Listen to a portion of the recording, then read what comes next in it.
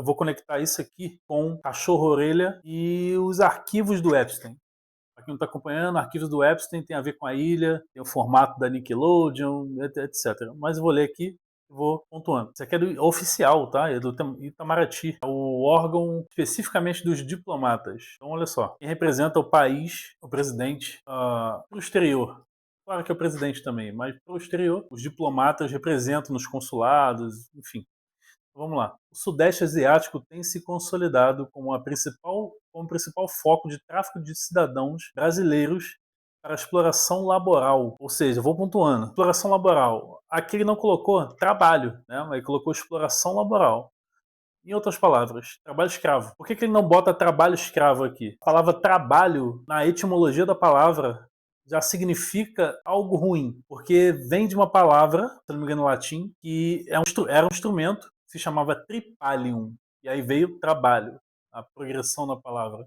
Derivou em trabalho. Tripalium. Tripalium era simplesmente instrumento de tortura usado na época da escravidão, aqui no Brasil principalmente, em que quem estava dominando batia nas pessoas. Então aquilo ali cravava na pele de uma forma que gerava uma tortura muito grande. Tripalium. A gente derivou essa palavra, chegou em trabalho, não sei onde que se perdeu isso, mas a gente fala dessa forma hoje. E aqui ele fala sobre exploração laboral. Laboral, ao invés de você falar trabalho, você pode falar em ambientes que cabem vocabulário um pouco melhor, você pode falar onde eu exerço atividade laboral. Você não precisa falar onde eu trabalho. Agora no dia a dia você fala, trabalho em tal lugar, porque senão a conversa fica chata. Está acontecendo tráfico de pessoas, brasileiros, nessa área. Para quê? Exploração, trabalho escravo. Trabalho escravo não precisa ser só aquele trabalho no campo, que está ali na lavoura. Pode ser também trabalho hoje em dia informatizado. Vou lendo aqui, você vai entender onde que vai chegar. Representando grave e crescente preocupação para as embaixadas do Brasil na região. O resgate das pessoas traficadas é altamente complexo e depende exclusivamente da atuação das autoridades policiais do país onde se encontram. Cara, realmente é muito difícil. Chegou lá, tem as leis do país. Como é que vai trazer os brasileiros de volta? Porque a família fica preocupada. Pode ser que eventualmente quem esteja lá consiga mandar mensagens para cá, pede mensagem de socorro, consulado. Só que como é que tira? Não tem como. Não é simples assim. Além de cativeiro, esconderijo, é muito complexo. Por isso que traz uma complexidade aqui. E, obviamente, as autoridades policiais de lá têm ciência.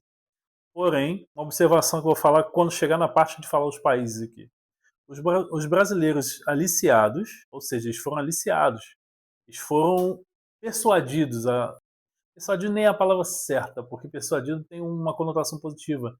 Foram manipulados a irem com o objetivo e chegou lá não era aquilo. Então, houve um aliciamento dessas pessoas, dos brasileiros, né?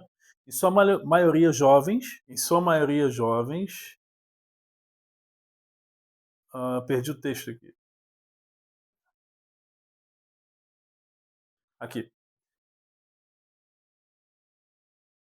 Com conhecimentos em informática, são recrutados por meio de redes sociais com falsas promessas de emprego em call centers ou supostas empresas de tecnologia em países como Camboja, Tailândia, Myanmar e Laos. Tem outros também, tá? Você pega pela área ali. Se eu não me engano, pega também um pedaço da Índia, Indonésia. Acho difícil que esses países estejam livres desse tipo de situação. Só não foram colocados aqui.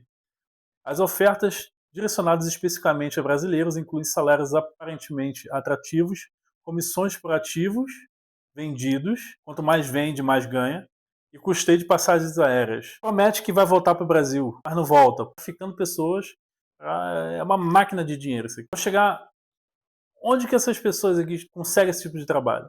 Quando eu tinha lá meus 10, 11, 12 anos, eu entrava muito na Deep Web. E era o tipo de coisa que aparecia. Uma espécie de recrutamento para, eu não vou falar o nome de órgão, mas para instituições paramilitares, muitas das vezes, e ou com objetivos como esse aqui, de trabalhar em call center, ganhar muito dinheiro. Só que na prática, eu lembro que dava para perceber que tinha algo obscuro, não era muito bem explicado. Eram informações um pouco truncadas. Engraçado, eu tinha pouca idade, mas eu lembro disso. Uma vez no exterior, as vítimas são submetidas à exploração laboral, trabalho escravo, obrigação e forçadas a praticar diversas fraudes online, incluindo esquemas de jogos de azar, golpes com criptomoedas e relacionamentos. Ao mesmo tempo vai vir um monte de insight aqui. Perdi o texto de novo. Eu não vou editar isso aqui não, tá? Aqui. Relacionamentos amorosos fictícios destinados à extorsão de terceiros, além de serem coagidas a aliciar novas vítimas de mesma nacionalidade. Ou seja, brasileiros que estão lá são obrigados a convidar pessoas que estão aqui para ir. Então isso aqui vira uma máquina. Estão sendo ameaçados, recrutam novos brasileiros, mentem, etc.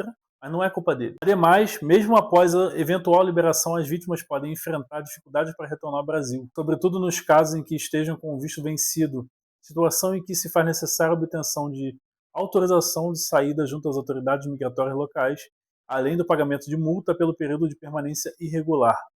Diante desse cenário, o Itamaraty recomenda não aceitar caixa alta, ofertas de trabalho no Sudeste Asiático, naqueles países que eu falei, que prometam ganhos elevados, contratação rápida ou intermediação informal. Para auxiliar na identificação de possíveis situações de tráfico de pessoas, o Itamaraty, em conjunto com o Ministério da Justiça e Segurança Pública, produziu cartilhas sobre trabalho. Isso aqui já não é mais importante. Para quem quiser, entra lá no site, até porque tem link na bio e vai degringolar a partir daqui.